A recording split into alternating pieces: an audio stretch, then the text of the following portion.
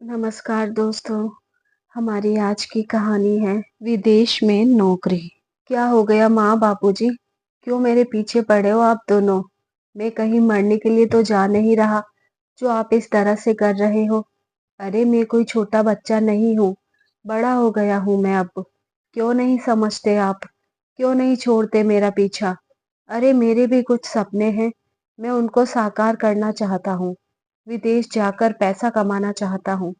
कब तक आपके छोटे से घर में रहूंगा? मेरी अपनी भी कोई लाइफ है। क्यों नहीं समझते आप लोग? सुनील जोर से चिल्लाकर झल्लाते हुए बोला। अपने बेटे का ऐसा रूप देख कांता जी और शर्मा जी सुन्न पड़ गए, जैसे कि उनके दिल में धड़कन ही ना हो। बस चुपचाप दोनों पति पत्नी एक दूसरे को एकटक देखे जा रहे थे। सुनील यह सब बोलकर अपने कमरे में चला जाता है। कांता जी भी आग जाकर अपने कमरे में आंसुओं से रोने लगती हैं। शर्मा जी उन्हें चुप कराते हैं। दोनों पति पत्नी उस रात सो नहीं पाते और यही सोचते रहते हैं। दोनों अपने उन दिनों को याद करते हैं जब शादी के 12 साल तक भी कोई संतान ना हुई थी। तब कैसे दर दर की ठोकरें खाई थी उन्होंने। तब जाकर उन्हें संतान की प्राप्ति हुई थी और घर में खुशियां आई थी। इसलिए भी उन्हें सुनील से ज्यादा लगाव था। सुनील उनकी इकलौती संतान है। कांता जी शर्मा जी से बोली कि बचपन में तो कैसे सुनील मेरे आगे पीछे होता रहता था। जरा भी देर उससे दूर हो जाती तो कैसे पूरे घर में मुझे ढूंढता फिरता था। और अब हमारा बेटा हम दोनों से इतनी दूर जाने की बात कर रहा है। आखिर विदेश में रखा ही क्या है? वह नहीं सोच रहा हमारे बारे में कि हम बुढ़ापे में कैसे रहेंगे। उसे सिर्फ अपनी खुशियां ही नजर आ रही हैं, हमारा दुख नजर नहीं आ रहा। क्या संतान इतनी भी स्वार्थी होती है? ऐसे ही बीते दिनों को याद करते करते सुबह हो गई, पर दोनों में से कोई भी ना सो पाया। अब सुबह कमरे से बाहर निकलकर देखा तो सुनील अपने जूते की सुलेश बांध रहा था और साथ में बैग भी लिया हुआ था। तब शर्मा जी ने पूछा कि बेटा कहीं जा रहे हो क्या? सुनील बोला, हाँ, वह अपने पासपोर्ट के लिए दोस्त के घर जा रहा है। उसके जान पहचान के लोग हैं, उनसे ही बात करके विदेश जाने के लिए पासपोर्ट बन जाएगा। इस बहाने मैं अपने दोस्त से मिल भी लूंगा और उसके साथ समय भी व्यतीत कर लूंगा, वरना यहाँ रहकर तो दिमाग ही खराब होगा। सुनील की बात सुन कांता जी बोली कि बेटा मैं तुम्हारे लिए चाय नाश्ता बना देती हूँ। जाकर यह चाय नाश्ता बनाने लगी। तब शर्मा जी बोले कि बेटा क्या विदेश जाना ज्यादा ही जरूरी है? आखिर ऐसा विदेश में क्या है जो तुम विदेश जाने की रट लगाए बैठे हो? तब सुनील बोला कि बाबूजी आप क्यों नहीं समझ रहे? मैं विदेश जाकर पैसा कमाना चाहता हूँ, खुद के लिए कुछ करना चाहता हूँ। रात भी आपने इसी बात को लेकर मेरा दिमाग खराब किया था और अब सुबह सुबह ही शुरू हो गए मेरे साथ। लेकिन पता नहीं आपको मेरी खुशियां क्यों नहीं दिख रही। आप मेरे विदेश जाने को लेकर इतना दुखी क्यों हैं? अरे माँ बाप को तो अच्छा लगता है कि बेटा कुछ करना चाहता है, लेकिन एक आप है जो मेरा साथ देने की बजाय मुझे इन सब से रोक रहे हैं। आप तो यही चाहते हैं कि मैं आपका ठेकरा लेकर अपने सर पर बैठ जाऊं और अपने सपनों को आग लगा दूं और जिंदगी भर ही जीवन की कठिनाइयों का बोझ ढोता रहूं। लेकिन मैं ऐसा हरगिज नहीं करूंगा। अपने बेटे की बात सुन शर्मा जी की आंखें भर आई। वह आगे कुछ बोल ही नहीं पाए। कांता जी बेटे को नाश्ते के लिए रोकती रही, उसके आगे गिड़गिड़ाती रही, परंतु सुनील ने उनकी एक बात ना सुनी और अपना बैग उठाकर घर से निकल गया। अब कुछ घंटे का सफर तय करके सुनील अपने दोस्त नकुल के घर पहुंच गया। नकुल का घर काफी बड़ा था, जिसमें वह अपनी जिसमें उसके भाई भाभी माँ बाप रहा करते थे। नकुल ने सुनील को अपनी फैमिली वालों से मिलवाया और कहा कि यह पासपोर्ट के लिए यहाँ आया है, कुछ दिन का काम है, कुछ दिन के लिए हमारे साथ यहीं पर रहेगा। दरअसल पापा सुनील विदेश जाकर नौकरी करना चाहता है। हाँ अंकल। इस पर नकुल के पापा बोले कि बेटा, तुम तो अपने माँ बाबूजी की इकलौती संतान हो। मेरे ख्याल से तुम्हें यहीं रहकर कोई काम कर लेना चाहिए और उनकी देखभाल करनी चाहिए। तब सुनील बोला, अरे नहीं अंकल, जीवन भर मेरे माता पिता ने मेरे लिए इतना संघर्ष किया। मैं चाहता हूँ विदेश जाकर खूब सारा पैसा कमाऊं और उन्हें सुखी जीवन यापन करवाऊं। नकुल के पिता को यह बात कहीं अखरती है। उनको सुनील का विदेश जाना अच्छा नहीं लगता, पर वह कुछ नहीं कहते और अपने कमरे में चले जाते हैं। चाय नाश्ता करने के बाद नकुल अपने दोस्त सुनील को गेस्ट हाउस में आराम करने के लिए कहता है। जब वह बेड पर लेटा होता है तो देखता है कि कुछ खांसने की आवाज सी आ रही है। तब सुनील ने उठकर देखा तो एक बूढ़े बुजुर्ग जो कि चारपाई पर लेटे हुए थे, उन्हें काफी खांसी हो रही थी। सुनील ने जाकर उन्हें पानी पिलाया तो वह एकटक सुनील को आश्चर्यचकित होकर देखे जा रहे थे। तब सुनील बोला कि मैं नकुल का दोस्त हूँ। यह सुनते ही उनके चेहरे पर फीकी सी मुस्कान आ गई और उन्होंने सुनील को आशीर्वाद देने के लिए हाथ उठाया। उनके हाथ काफी कांप रहे थे। सुनील को उनकी हालत देखकर बहुत दुख हुआ। अब सुनील कुछ देर वहीं बैठा रहा और वह बूढ़े दादाजी उससे उसका हालचाल पूछते रहे। थोड़ी देर बाद नकुल के पिताजी कमरे में आए और सुनील की तरफ मुस्कुराकर देखा। फिर उन बूढ़े दादाजी से पूछा कि पिताजी, अब तबीयत कैसी है, ठीक तो है ना? तब उन्होंने हाँ में सर हिला दिया। अब नकुल के पिताजी ने उन्हें दवाई दी। अब सुनील अपने दोस्त नकुल के साथ पासपोर्ट के विषय में घर से बाहर चले जाते हैं और दोपहर का खाना वहीं पर किसी होटल में करते हैं। जब वह दोपहर के बाद घर आते हैं तो देखते हैं पूरा परिवार दादाजी के कमरे में होता है। नकुल भी उनके कमरे में चला जाता है। दादाजी लंबी लंबी सांस ले रहे होते हैं। नकुल के भाई उनके पैर दबा रहे होते हैं और पापा सर दबा रहे होते हैं। बाकी सब फैमिली वाले उनसे बातें कर रहे होते हैं और उन्हें अच्छा फील कराने की कोशिश कर रहे होते हैं। नकुल के घर वालों का अपनापन और बूढ़े बुजुर्ग के प्रति इतना सम्मान और प्यार देखकर सुनील को बहुत अच्छा लगता है। उसे खुद पर गर्व महसूस हो रहा था कि इतनी अच्छी फैमिली से उसका दोस्त बिलोंग करता है। सुनील भी अब दादाजी की थोड़ी बहुत मदद कर दिया करता था और उनके पास बैठकर उनसे बातें किया करता था। कुछ दिन में ही सुनील को नकुल के दादाजी से काफी लगाव हो गया था। एक दिन सुबह में जब सुनील सोकर उठा तो देखा कमरे के बाहर काफी शोर था। बूढ़े दादाजी के कमरे में जाकर देखा तो वहां नकुल के सभी फैमिली वाले और डॉक्टर भी मौजूद थे। दादाजी की तबीयत बिगड़ी हुई थी।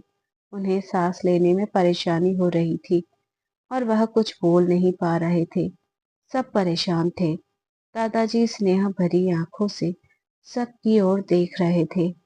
तब नकुल के पिताजी उनके पास बैठे और रोंदे गले से बोले कि पिताजी, राहुल को फोन लगाऊं क्या? इतना सुनते ही दादाजी की आंखों से आंसू टपक पड़े और वह चुपचाप सुन्न से पड़ गए। सर को ना में हिला दिया और चुपचाप ऊपर की ओर देखने लगे। अब सारा दिन घर वाले दादाजी की सेवा में इधर से उधर टहलते रहे और उनका ध्यान रखते रहे, परंतु सुनील के दिमाग में बस एक ही सवाल था कि आखिर यह राहुल कौन है और अंकल ने दादाजी से राहुल के बारे में क्यों पूछा। राहुल का नाम सुनते ही सबके चेहरे से हवाइयां क्यों उड़ गई और दादाजी ने भी राहुल से मिलने से क्यों मना कर दिया। अब जब नकुल सुनील के पास आया तो वह खुद को रोक न पाया और उससे राहुल के बारे में पूछा। तब नकुल ने बताया कि राहुल इन दादाजी का बेटा है, उनकी इकलौती संतान है। सुनील को यह सुनकर धक्का लगा। वह और ज्यादा इच्छुक होते हुए बोला कि अगर राहुल दादाजी की इकलौती संतान है तो फिर तुम्हारे पिताजी कौन हैं? तब नकुल ने बताया कि मेरे पिताजी दादाजी के स्टूडेंट हैं, जो कि उनसे पढ़ा करते थे।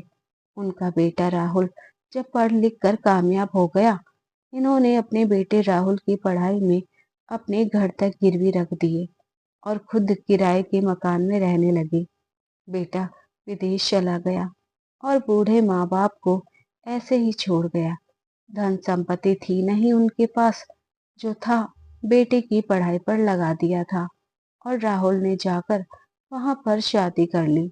अपनी फैमिली के साथ खुश रहने लगा। दादाजी की पत्नी बर्दाश्त ना कर पाई और उन्हें 3-4 साल पहले ही इस निर्दयी दुनिया से छोड़ चली गई।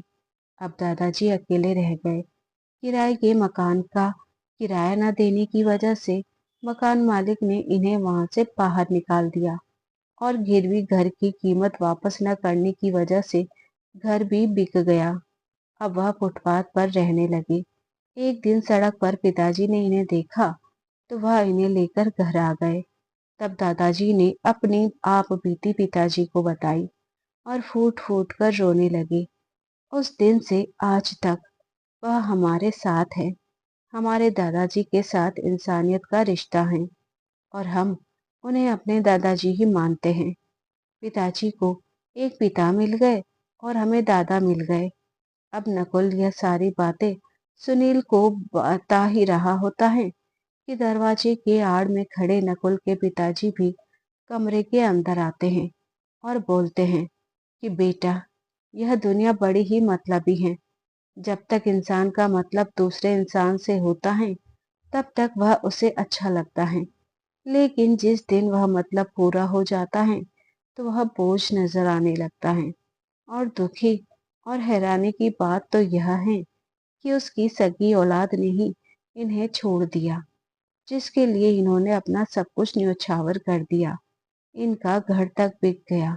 अपने पास जमा दौलत राहुल पर लगा दी थी।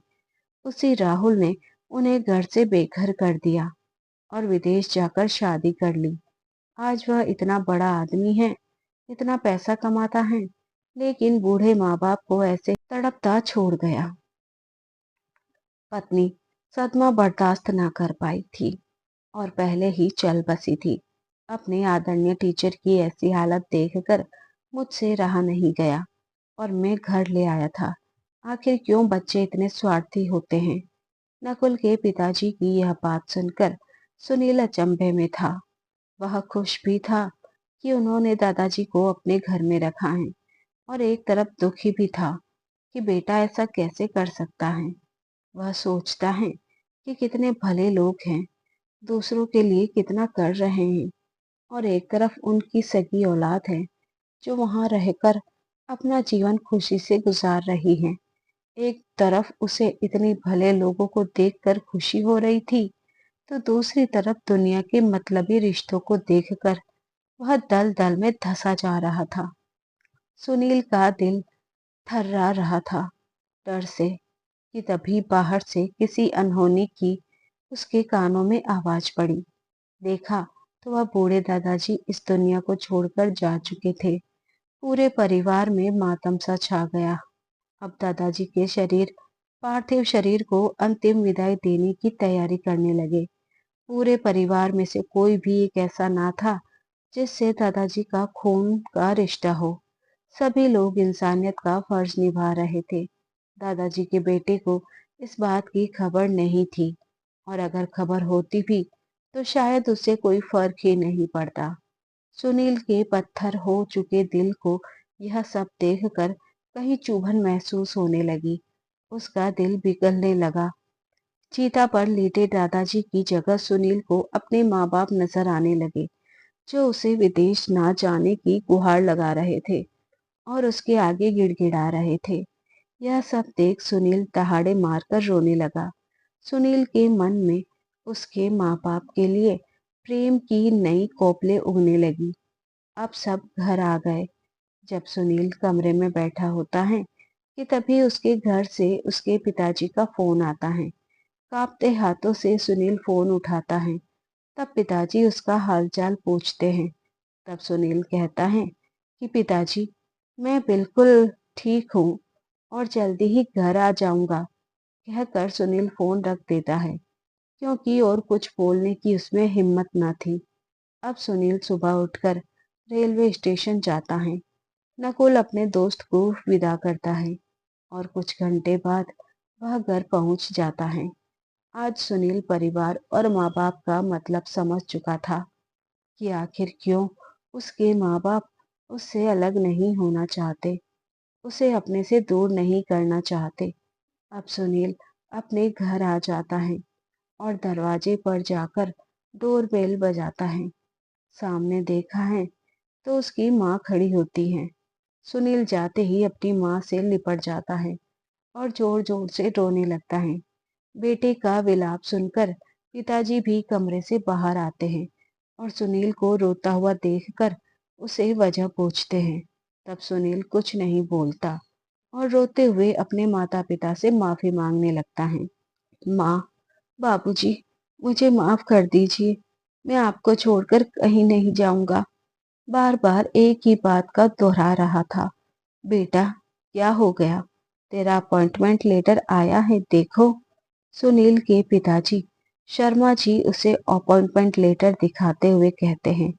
तब सुनील उनके हाथ से वह अपॉइंटमेंट लेटर लेकर उसके टुकड़े टुकड़े कर देता है और बोलता है, मुझसे बहुत बड़ी गलती हो गई पिताजी। अब मैं आपको कहीं छोड़कर नहीं जाऊंगा। माँ, मुझे माफ कर दो। माँ, बाबूजी की आंख में भी आंसू का सैलाब उमड़ा हुआ था। देखकर लग रहा था कि वह भी काफी रोई है।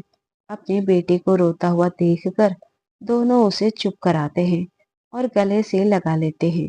माँ, बाबूजी, मुझे माफ कर दीजिए। मैं अपने रास्ते से भटक गया था। आज सही मायने में सुनील को जिंदगी का एहसास हो चुका था।